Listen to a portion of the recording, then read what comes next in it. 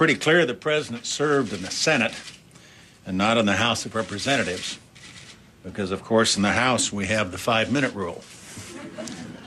Our administration always faced its share of criticism. Part of our responsibility, as we saw it, was not to forget the terrible harm that had been done to America. 9/11 made necessary a shift of policy. In the years since, I've heard occasional speculation that I'm a different man after 9/11. I wouldn't say that, but I'll freely admit that watching a coordinated, devastating attack on our country from an underground bunker at the White House can affect how you view your responsibilities. Our administration gave intelligence officers the tools and the lawful authority they needed to gain vital information. Our government prevented attacks and saved lives through the terror surveillance program. The program was top secret, and for good reason, until the editors of the New York Times got it and put it on the front page. It impressed the Pulitzer Committee, but it damn sure didn't serve the interest of our country or the safety of our people. I was and remain a strong proponent of our enhanced interrogation program. The interrogations were used on hardened terrorists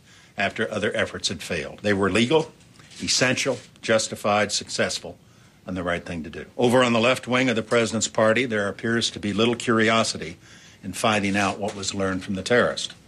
The kind of answers thereafter would be heard before a so-called Truth Commission. All the zeal that has been directed at the interrogations is utterly misplaced. It is a fact that only detainees of the highest intelligence value were ever subjected to enhanced interrogation. You've heard endlessly about waterboarding.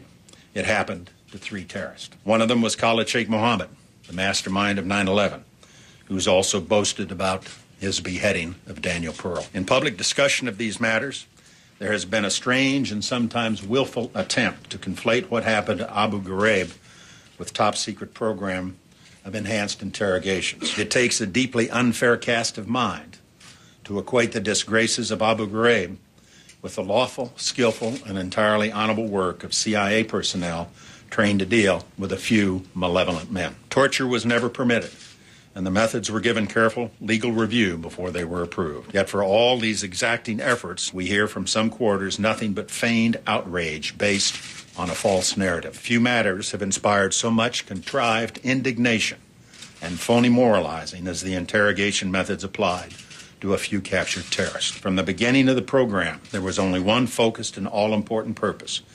We sought, and we in fact obtained, specific information on terrorist plans. To call this a program of torture is to libel the dedicated professionals who have saved American lives, and to cast terrorists and murderers as innocent victims. What's more, to completely rule out enhanced interrogation in the future is unwise in the extreme. It is recklessness cloaked in righteousness and would make the American people less safe. Another term out there that slipped into the discussion is the notion that American interrogation practices were a, quote, recruitment tool for the enemy.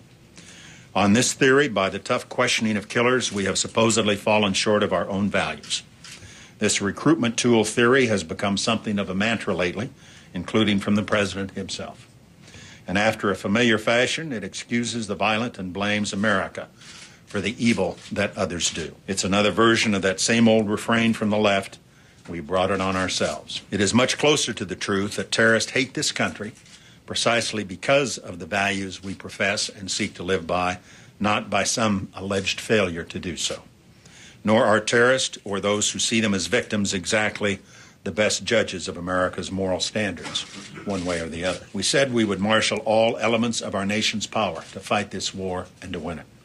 We said we would never forget what had happened on 9/11, even if the day came when many others would forget. And on our watch, they never hit this country again. For all that we've lost in this conflict, the United States has never lost its moral bearings. Thank you.